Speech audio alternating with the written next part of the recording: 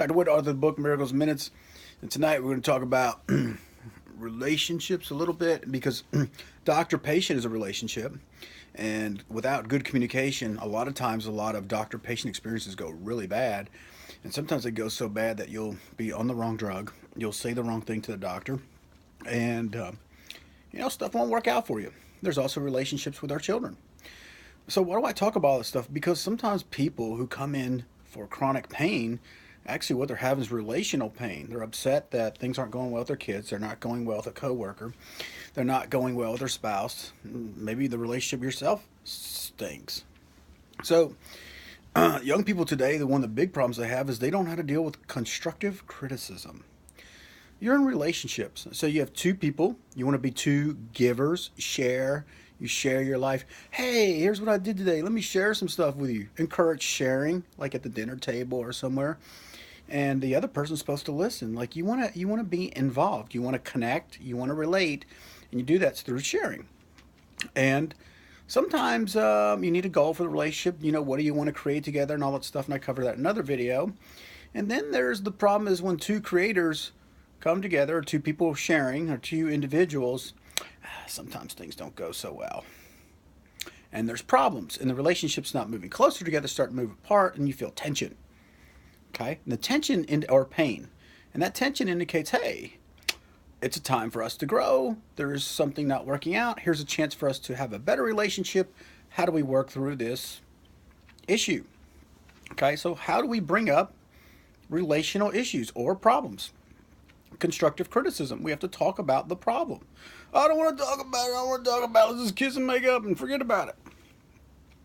Well, it's called avoidance. And then you wind up having a lot more problems, and usually the relationship ends in the trash. 10, 20 years later, you grow further and further apart, finally show up at a counselor's office, and by the time you get there, this ship is so underwater, most of them don't make it. That's the bad news. Well, how did we get there? Because we don't know how to talk to each other. We didn't know how to deal with conflict. We didn't know how to talk about relational problems. And we didn't know how to deal with constructive criticism.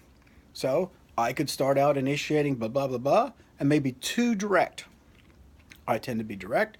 I like to get to the point. I don't like to beat around the bush. I don't like the kabuki dance. Dancing around the issue. That's avoidance behavior. Okay, so the way I expressed myself didn't work for you. Tell you what, since you have the keys to your world, how is it, help me out, how is it that I can still express what needs to be talked about in a way that works for you? I love you and I care about you, and I love our relationship, and I want the reason why I'm having this conversation is because I want a better relationship with you, and right now it seems like we're struggling, and I'd rather love you than fight with you. Okay? Help me get in your world. How would you like me to present information? If you need to think about it, let me know. Get back to me and you can share that with me. I'm inviting you to share. I want to create a better relationship with us. So someone has to initiate. Someone has to bring these up. You have to deal with constructive criticism in a way that works for that person. Maybe the way I'm sharing or emoting or putting the point across may not work for that person. How does it in a way that works for them? What do you need from me? How do you help me get in your world?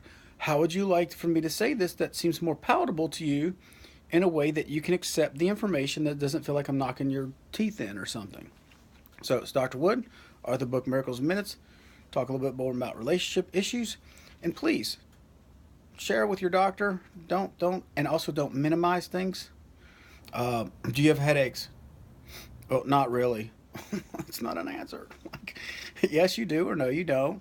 Well, it's not that bad. Well, how often you get them? I don't know, like 4 times a week, but that's normal for me. This is some of the things so as humans, we tend to minimize problems. Okay. I'm bringing this up too, since it's relations and also communication.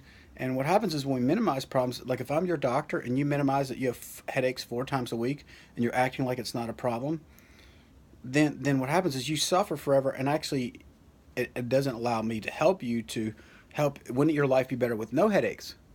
Wouldn't your life be better if we solved this problem rather than just accepting it like this is the way life should be? I should accept garbage. Well, you're not garbage. You deserve goodness. So let's get there. Dr. Wood, have a great day.